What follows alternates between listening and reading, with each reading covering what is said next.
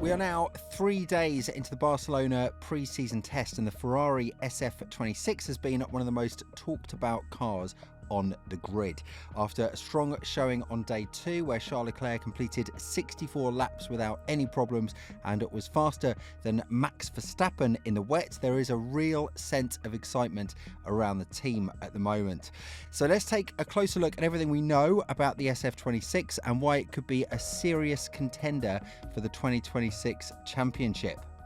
The first thing that stands out about the SF-26 is the suspension. Ferrari has made a big change this year, switching to a pushrod system at both the front and the back of the car. This is different from what they've been using in recent years. The pushrod system moves the suspension parts up high, which cleans up the airflow at the bottom of the car. This helps to create more downforce, which is the force that pushes the car onto the track and makes it faster through the corners. It's a design choice that Red Bull and Mercedes have also made, so Ferrari is clearly following the same path as those top teams. The side pods on the SF-26 are also very interesting. These are the big pods on either side of the driver that cool the engine and direct air to the back of the car. Ferrari has gone with a unique P-shaped inlet, which is different from what we've seen on some of the other cars. The side pods here are quite wide, which helps to manage the messy air coming off the front wheels. But here's the really exciting part. Ferrari has said that this is not the final version of the car. They're already working on a more aggressive design that they'll bring later. The car we're seeing in Barcelona is what they call the A-spec version, and a faster version is on the way. Under the bodywork, the engine is where Ferrari has really pushed the boundaries. The SF-20 under the bodywork is where Ferrari has really pushed the boundaries. The SF-26 is powered by a new engine called the PU067/6, and it has a unique steel cylinder head. This is something that no other team is doing. The steel allows the engine to run at higher temperatures and pressures, which means it can produce more power. But the really clever part here is that it also needs less cooling. This means that Ferrari can make the cooling holes on the car smaller, which reduces drag and makes the car faster on the straights. It's a really smart piece of engineering. So how has the car performed in testing so far? Well, the answer is very well. On day 2, Charles Leclerc was the first driver to take the SF-26 out on track when the pit lane opened at 9 in the morning. He completed 64 laps, which is almost a full race distance, and he did it without any problems. The car looked reliable and easy to drive. Leclerc set a lap time of 1 minute 20.8 seconds in the dry, which was about a second slower than Verstappen. But when it started to rain, Leclerc was much faster. He set a time of 1 minute 32 seconds, while Verstappen could only manage 1 minute 38 seconds. That is a gap of over 6 seconds, which is huge. It shows that the SF-26 has a lot of grip in tricky conditions.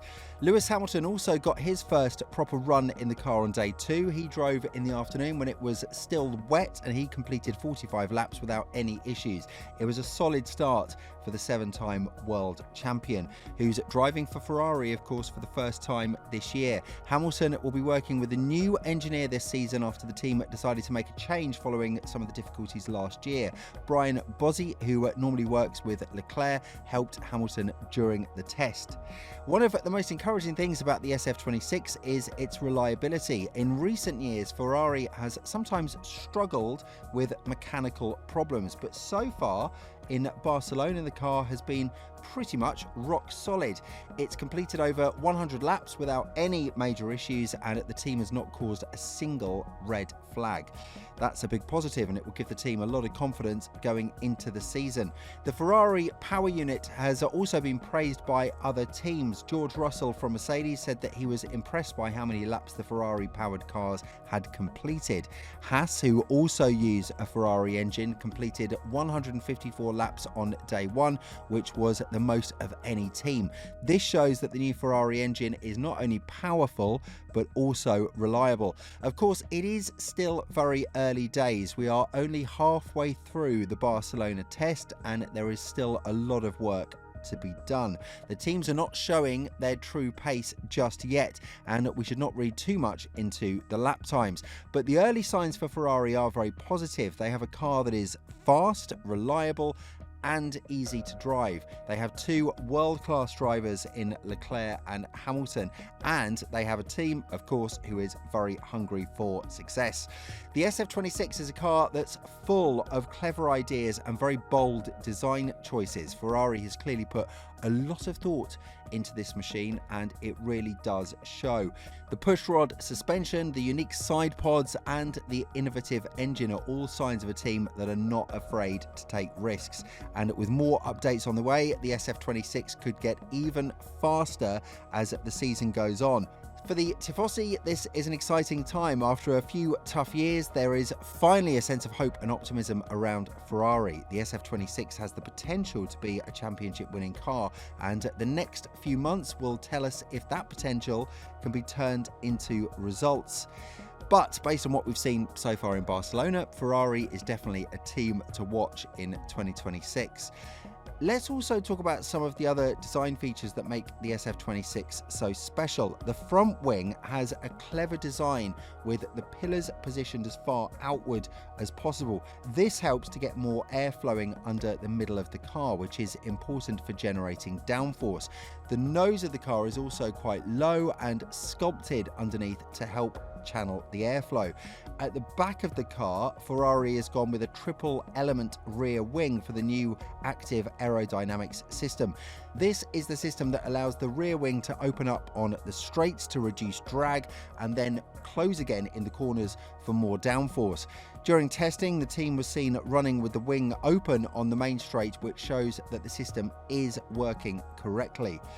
The diffuser on the SF-26 also has an interesting feature that the experts are calling the mouse hole. This is a big opening in the lower bodywork around the diffuser that allows air to flow from the outside of the car to the inside of the diffuser.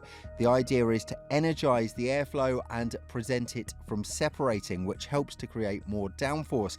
Mercedes has a similar feature on their car, so it seems like this is a popular design choice for 2026. Another thing worth mentioning is the weight of the car. Ferrari has said that the SF-26 is currently about 2 kilograms above the minimum weight limit of 768 kilograms. Now that's actually very good, because most teams are expected to be several kilograms overweight at the start of the season. Being close to the minimum weight is important because a lighter car is, of course, a faster car. Every kilogram you save is worth about 0.03 of a second per lap. So what can we expect from Ferrari for the rest of the season? Well, of course, it's quite hard to say for sure, but the signs are looking very encouraging. They have a car that's competitive, reliable, and full of potential. They have a strong driver lineup and a very motivated team. And they have more updates on the way that could make the car even faster. The 2026 season is shaping up to be one of the most exciting in years, and Ferrari very much look like they're going to be right in the middle of all the action this time. The Tifosi have been waiting a long time for this though, and their patience might finally be about to pay off.